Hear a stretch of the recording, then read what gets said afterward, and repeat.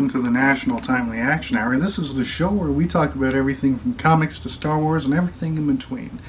I'm your host, Aiden, and today we are doing our review of issue number 8 of Crisis on Infinite Earths by Mr. George Perez, may he rest in peace, and Mr. Marv Wolfman. So, in the last few weeks, I've been doing a review of each individual issue, and the last one was a tearjerker. We saw the death of Linda Lee Danvers, aka Kara Zor-El, aka Supergirl, the younger cousin of Superman. And thankfully, though, she did not die in vain. She died to save her friends and family. And now we are on to issue number 8, which most people know about because of the death that happens in this one.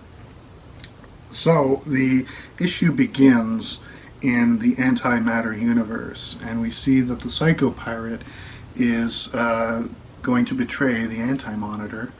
He knows that the Anti-Monitor is going to kill him because he's no longer useful, and so he goes to the Flash, who's the Anti-Monitor's captive, and asks him to save him. And the Flash is like, no, I'm not going to do that.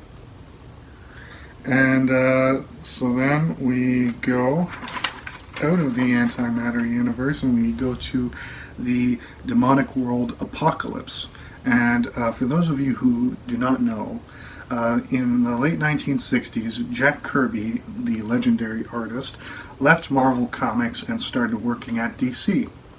And while he was at DC, he worked on Superman, and he did a phenomenal job, as he is one to do. And in Superman's book, he created this villain known as Darkseid.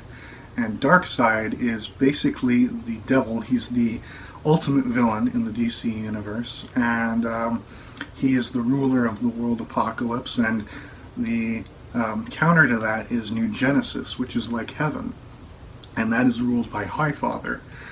And many moons ago, Highfather and Darkseid traded sons as sort of like a peace treaty. So Orion, the son of Darkseid, went to New Genesis and became its champion, and he's a hero, and he's joined the Justice League. And then Highfather's son, I believe his name is Kalibak, was raised by Darkseid, and he's his lackey. But here we see Darkseid and his lackey Desaad discussing the impending doom, and it's amazing to see George Perez draw the Fourth World and the New Gods. It's very cool. Anyway, so Darkseid basically says that if Superman can't defeat the Anti-Monitor, then he'll at least soften him up for Darkseid to go in with the killing blow. That gives you a sense of his character. Then we go to Earth 1 with the Owens and the Green Lantern Corps, and they're discussing the future and how they need to help, and how that is pretty fucked up. Then we go to the title page, and we see that this issue is called A Flash of Lightning. So at the base, the heroes and villains are trying to figure things out. Brainiac 5 is crunching numbers, and I don't know if I explained this earlier, but Brainiac 5 is a descendant of the Superman villain Brainiac. He's from the 30th century, number 5, and he is a good guy now. He was a mix of computer and organic material, and he and Supergirl dated for a while. And then we go to the present day, and in Pittsburgh, and Firestorm is talking with some other heroes, and they are going to get T.O. Morrow, the doctor who created Red Tornado, to come help them fix him. Then we go to the Watchtower, and we get an editor's note that a few months ago in a previous Justice League story, the Watchtower was destroyed and abandoned, but it's still got life support, so they're up there using it as the lab. And Dr. Morrow and the Atom and Cyborg are working to fix Red. Then we see Green Lantern go to Los Angeles to collect Blue Devil to help. And the Watchtower blows up again, so that's fun. And then we see Blue Devil and everyone else's reaction to it. Then we go to Qward in the Antimatter universe, and we see that the Anti-Monitor is using slaves to build a antimatter cannon.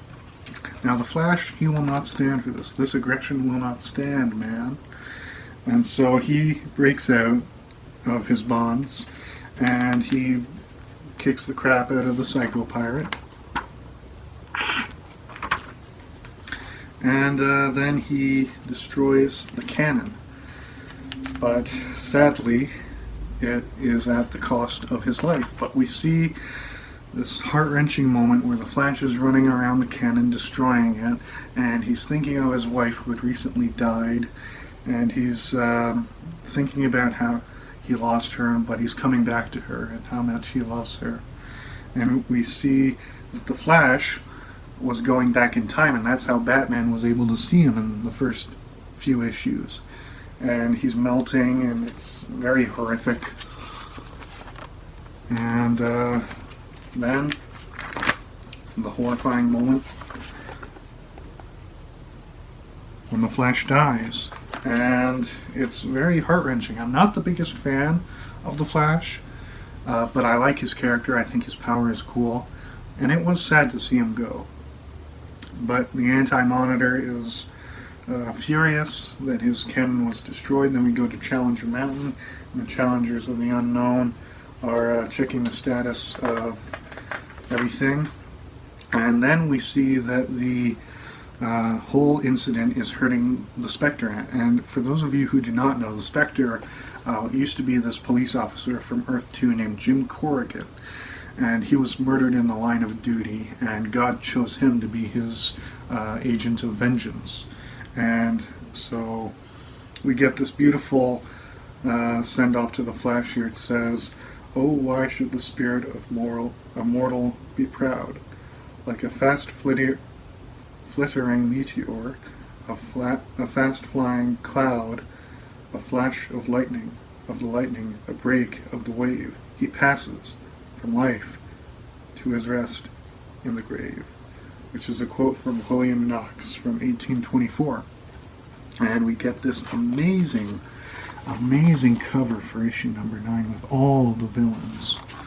And I've read ahead, and this is going to be an exciting video when we review issue number 9. Issue number 8 was a heartfelt goodbye to one of the founding members of the Justice League of America, one character who has impacted the lives of many characters in the DC Universe and the lives of many people in the real world, because the Flash inspires us to be good people and to never give up. And that's just beautiful and sad. And we'll miss you, Flash, but thankfully in the 2000s he was brought back to life. And in the meantime, his sidekick, Kid Flash, took the reins. And I grew up with Wally West. He's my favorite Flash. But Barry Allen's pretty cool. I think Jay Garrick, the first Flash from Earth 2, is a little bit cooler than Barry. He's second to Wally in my eyes, but that's just, my personal opinion. Leave a comment for the algorithm what you think about this issue. What's your favorite Flash book? And if you enjoyed this video, hit the like button.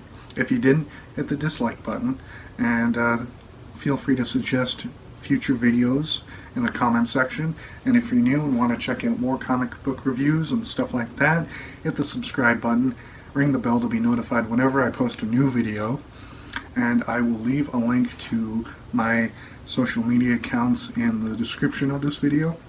I'll leave the link to my Facebook page, to my Twitter account, to our Discord server so that we can share memes and chat, have fun. And I will also leave a link to my Patreon page where you can get early access to videos and episodes of my podcast, and you can vote on polls, you can send me a message, you can get behind the scenes updates, and you can get access to my original writing projects and Patreon exclusive posts. And I'll also leave a link to my Teespring store. So if you want to buy a shirt or a coffee mug with my channel logo on it, you can do that. You can support the channel financially. I would be very much appreciative of that. And thank you so much for watching this video. I sincerely hope you enjoyed it. I had a lot of fun making it. And yeah, can't wait to see you for issue number 9. Thanks for watching. Have a great day. Bye.